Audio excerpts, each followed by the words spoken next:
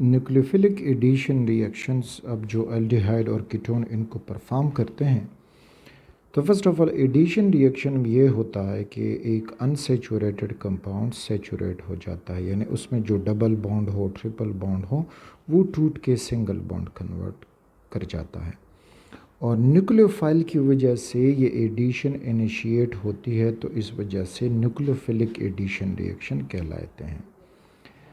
फिर इसमें acid is a catalyst और बेस इज़ ए कैटलिस्ट इस्तेमाल होता है। तो जर्नल अगर एसिड बेस हैं दोनों न्यूक्लियोफाइल जो जनरेट करते हैं, तो ओवरऑल रिएक्शन कुछ यूँ होगा कि यहाँ पे न्यूक्लियोफाइल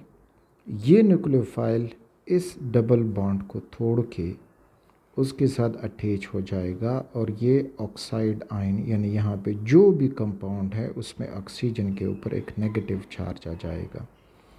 तो इसमें जो फर्दर आपको याद होनी चाहिए कि कौन कौन सी चेंज इसमें आ गई हैं, तो वो चेंज इनमें ये है कि यहाँ पे कार्बन जो था ये sp2 हाइब्रिड था, प्लेनर था। अब यहाँ पे कार्बन जो है वो sp3 हाइब्रिड हो गया है और टेट्राहेड्रल फॉर्म में हो गया है। नेक्स्ट स्टेप में कोई प्रोटॉन वो जो है इस ऑक्सीजन के साथ मिलके, तो इसको हम प्रोटोनेशन स्टेप कहते हैं, और इस तरह से हमें एक न्यूट्रल प्रोडक्ट मिल जाएगा। तो ओवरऑल न्यूक्लियोफिलिक एडिशन रिएक्शन इस फॉर्म में होगी। अब जब हम इसमें एसिड इज़ ए कैटलिस्ट इस्तेमाल करते हैं, बेस इज़ ए कैटलिस्ट इस्तेमाल करते हैं, तो उनका क्या फंक्शन होता है, so come over here. Acid catalysed reaction में हम एक एसिड इस्तेमाल करेंगे। सपोज़ करें HA कोई एसिड है, ये आयोनाइज होके हमें दे जाएगा हाइड्रोजन आयन और साथ में उसका अपना कॉन्जुगेट बेस दिस वन। अब अगर हम कार्बोनाइल कार्बन को देखें और ग्रुप को देखें, तो सेकंड स्टेप में अब हमारे पास ये होगा कि दिस इज़ कार्बोनाइल ग्रुप और यहाँ पे ऑक्सीजन के साथ ये लोन पेयर मौजूद हैं। और जो एसिड की तरफ से हाइड्रोजन आयन आया है, this is the hydrogen ion from the acid. तो ये oxygen as a Lewis base काम करेगा, और लुईस बेस काम करते वो होता है जो इलेक्ट्रॉन पेयर डोनर हैं।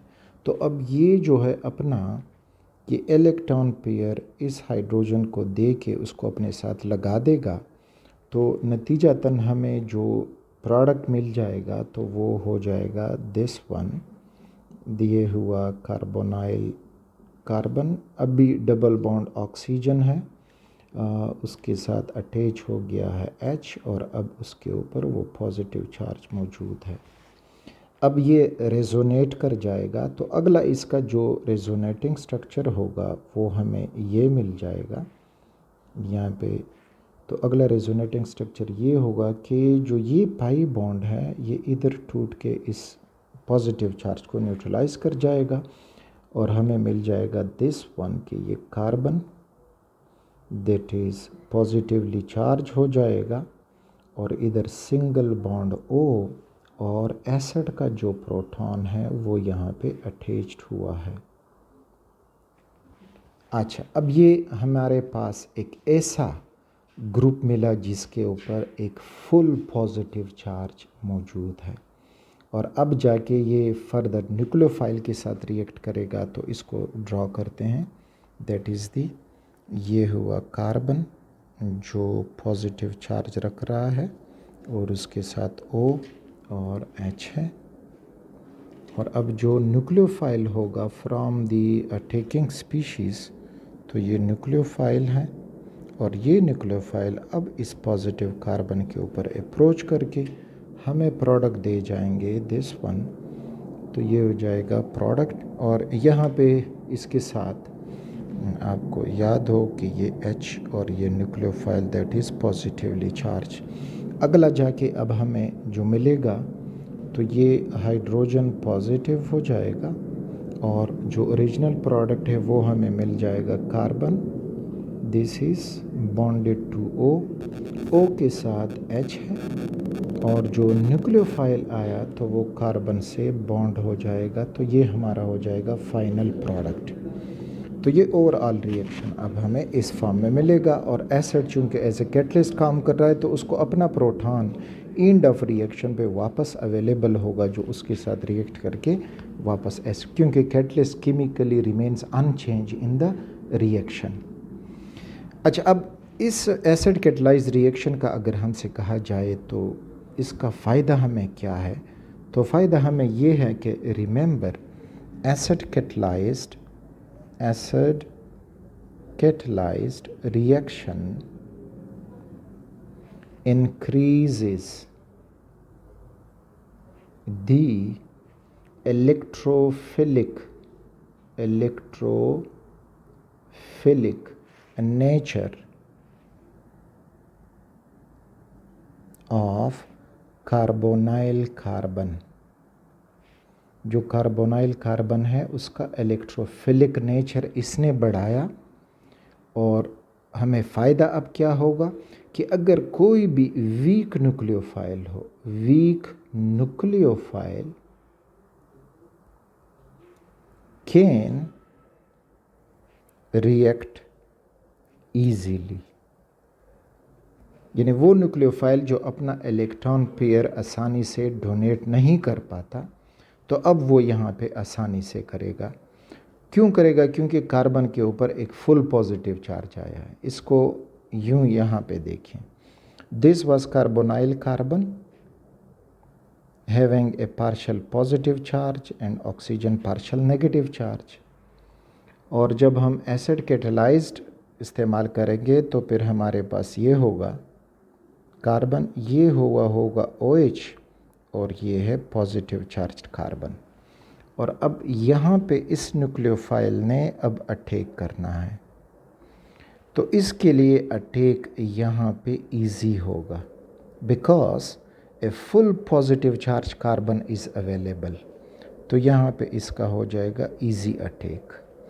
और यहाँ पे कार्बन जो है वो पार्शियल पॉजिटिव है, तो अटैक जो है वो मुश्किल होगा, तो ये हो जाएगा हार्ड अटैक।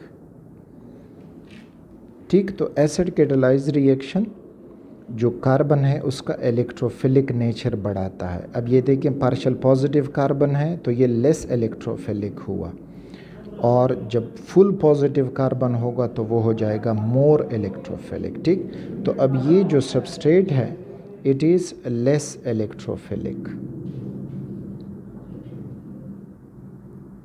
और ये जो सबस्ट्रेट हुआ so it is more electrophilic. तो एसिड कैटलाइज्ड रिएक्शन जो है हमें वीक न्यूक्लियोफाइल का अटैक करवाना आसान कर देगा। अब जो एसिड कैटलाइज्ड रिएक्शन है अल्डिहाइड कीटोन के, तो उनमें से हमारे पास कौन कौन से एग्जाम्पल्स हैं जिसमें हम एसिड बतौर कैटलिस्ट इस्तेमाल करेंगे। तो इनमें पॉलीमराइजेशन रिएक्शंस जो हैं they are acid catalysed reaction with ammonia derivative जिसमें एमाइंस का बनना, हाइड्रोक्सिलमीन का रिएक्शन, हाइड्राजोन्स बनना वगैरह वगैरह, तो ये सारे जो हैं एसिड कैटलाइज्ड रिएक्शन है। और रिएक्शन विद अल्कोहल जिसमें एसीटाल और हेमी एसीटाल बनता है, तो ये सारे एग्जाम्पल्स हैं for the acid catalysed reaction. Next जो है वो base catalysed reaction. Base catalysed reaction में अब हम सपोज़ करें एक बेस इस्तेमाल करते हैं which has an hydroxide ion, और ये वो रिएजेंट है जिससे हम न्यूक्लियोफाइल ऐड करना चाहते हैं टू दी कार्बोनाइल कार्बन। तो इनका जब आपस में रिएक्शन होगा तो यहाँ पे जो बॉन्ड है वो न्यूक्लियोफाइल की तरफ टूट जाएगा, और ये बेस की तरफ से जो हाइड्रोक्साइड आयन था वो इस H को अपने साथ ग्रैब कर जाएगा। तो हमें प्रोडक्ट जो मिल जाएगा दैट इज़ H2O, और साथ में बन जाएगा न्यूक्लियोफाइल। अब ये nucleophile is ready to attack on the carbonyl carbon, तो ये हुआ न्यूक्लियोफाइल, और इसका रिएक्शन कार्बोनिल कार्बन के साथ which is just like this. ये पार्शियल पॉजिटिव है, पार्शियल नेगेटिव है, और अब इनका रिएक्शन जब होगा तो ये बॉन्ड टूटेगा ऑक्सीजन की तरफ और ये अटैक कर जाएगा upon the positive carbon. We will get this product के now nucleophile is bonded to the carbonyl carbon giving an oxide ion. तो ये और नेक्स्ट इसकी फिर प्रोटोनेशन होगी और उस प्रोटोनेशन में अब क्या होगा कि यही आयन आगे जाएगा. So that is nucleophile bonded to the carbonyl carbon and with oxide. और जो बेस हमने इस्तेमाल किया तो इसकी अब प्रोटोनेशन ये होगी कि जो H2O रिएक्शन मिक्सचर में मौजूद है तो उसमें अब मैकेनिज़्म कुछ यूँ होगा कि this bond will break towards the hydroxide and this oxygen will grab this hydrogen and now we will get the final product nucleophile bonded to carbon OH हो जाएगा and hydroxide ion released as a catalyst जो शुरू में release हुआ था. अच्छा, अब हमें बेस कैटलाइज्ड रिएक्शन इसके हमारे लिए क्या फ़ायदा है या इसके क्या एप्लीकेशन है, सिग्निफिकेंस है. तो इसमें अब ये होगा कि बेस क्या करता है. फाइनल जो हम लिखते हैं base increases the nucleophilic nature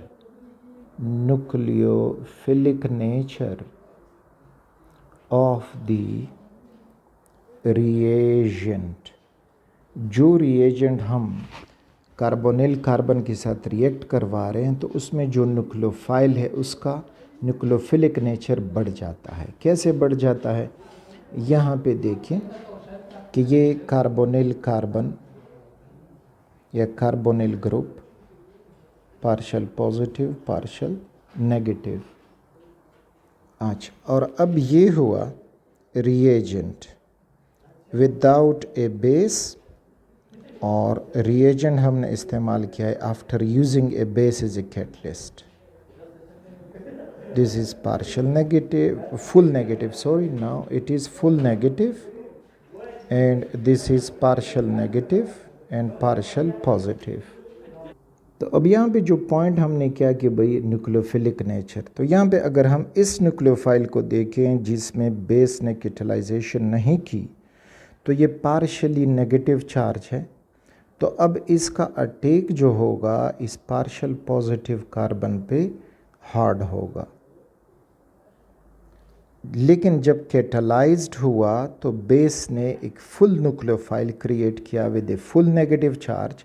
अब इसका जो अटैक होगा that will be very straight forward और इजी अटैक होगा अपॉन द कार्बोनिल कार्बन. तो बेस हम इस्तेमाल करेंगे nucleophilic nature of the reagent बढ़ाने के लिए और एसिड हम इस्तेमाल करेंगे electrophilic nature of the carbonyl carbon उसको तेज़ करने के लिए. तो दोनों में हमें फ़र्क ये मिलेगा. अब बेस कैटलाइज्ड रिएक्शन के एग्जाम्पल अगर हमसे पूछे जाएँ तो डिटेल से हम उनको ये 1 by 1 स्टडी करेंगे. उनके एग्जाम्पल हमें ये मिलेंगे. तो उन एग्जाम्पल में एडिशन ऑफ हाइड्रोजन साइनाइड जो हम डिटेल से समझेंगे, addition of Grignard reagent, addition of sodium bisulphate, aldol condensation, Cannizzaro reaction, Hofmann reaction, Wolff Kishner reaction and Clemmensen reaction. तो ये सारे हम 1 by 1 डिटेल से समझेंगे. तो ये था nucleophilic addition reaction catalysed by acid और बेस